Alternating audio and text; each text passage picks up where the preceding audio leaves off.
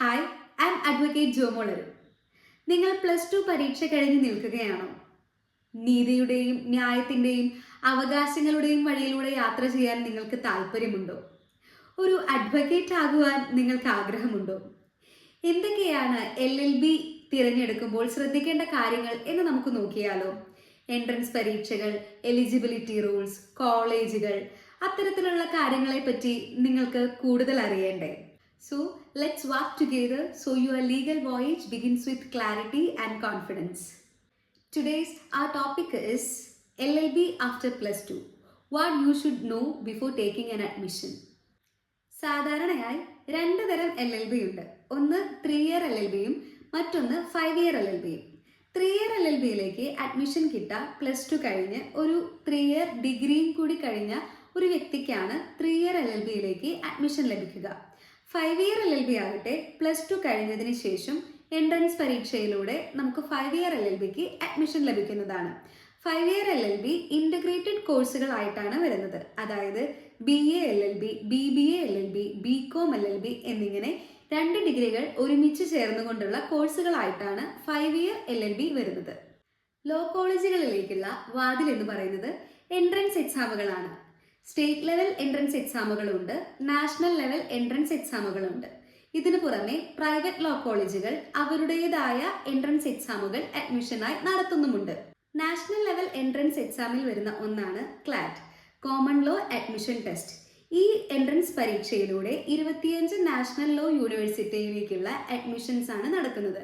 അതുപോലെ തന്നെ കേരളത്തിലെ സ്റ്റേറ്റ് ലെവൽ എൻട്രൻസ് എക്സാമാണ് KLEE, Kerala law entrance examination.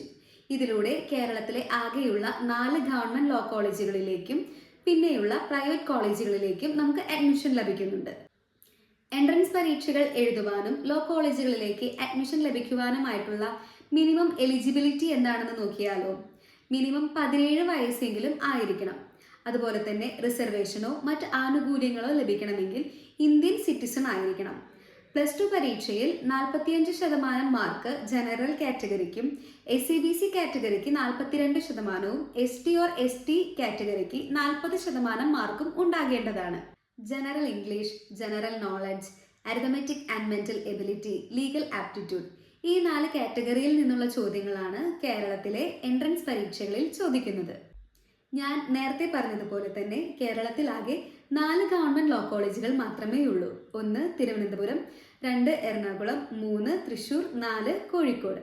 ഈ 4 ഗവൺമെൻറ് ലോ കോളേജുകളിലും കൂടെ ആകെ 360 സീറ്റുകൾ മാത്രമേ LLBക്കായി, അതായത് പഞ്ചവത്സര LLBക്കായി നിലവിലുള്ളൂ. ഇതിനു പുറമെ മറ്റ് പ്രൈവറ്റ് ലോ കോളേജുകളിൽ നിരവധി സീറ്റുകൾ ലഭ്യമാണ്. ഇനി നമുക്ക് ഫീസുകളെ പറ്റി നോക്കിയാലോ? ഗവൺമെൻറ് ലോ കോളേജുകളിൽ ഏകവർഷ ഫീസായി സാധാരണയായി വരുന്നത് 1575 രൂപയോളമാണ്. സ്വകാര്യ കോളേജുകളിൽ ഗവൺമെൻറ് സീറ്റുകളാണെങ്കിൽ അവയ്ക്ക് വരുന്നത് 36,500 രൂപയും അതിന് പുറമെ 60,000 മേലെ രൂപ ആദ്യ വർഷത്തിലും നമ്മൾ അടയ്ക്കേണ്ടതായിട്ടുണ്ട്. മാനേജ്മെൻറ്റ് സീറ്റുകളാണെങ്കിൽ ഡൊണേഷനും മറ്റ് ചാർജുകളും ഉൾപ്പെടെ ഇതിൽ കൂടുതൽ വരുന്നതാണ്. കോളേജുകൾ സെലക്ട് ചെയ്യുമ്പോൾ ശ്രദ്ധിക്കേണ്ടത് എന്തെല്ലാമാണെന്ന് നോക്കിയാലോ? Look for strong faculty, mood court facilities, library access, അത്തരത്തിലുള്ള കാര്യങ്ങളൊക്കെ പ്രത്യേകമായി ശ്രദ്ധിക്കാനായി നമുക്ക് നോക്കാം. ഏറ്റവും പ്രത്യേകമായി bar council of India approve ചെയ്തിട്ടുള്ള ലോ കോളേജുകൾ ചൂസ് ചെയ്യുവാനായും ശ്രദ്ധിക്കാം.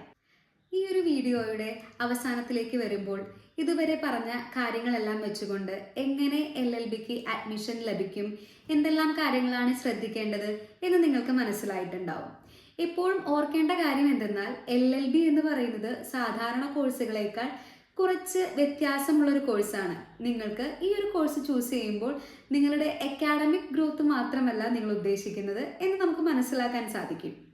നീതിയുടെയും ന്യായത്തിൻ്റെയും നമ്മുടെ സൊസൈറ്റിയോടുള്ള നമ്മുടെ ഒരു കമ്മിറ്റ്മെൻറ്റിൻ്റെയും ഒക്കെ ഒരു ഭാഗമായിട്ടാണ് നമ്മൾ ഈ ഒരു പ്രൊഫഷൻ ചൂസ് ചെയ്യുന്നത്.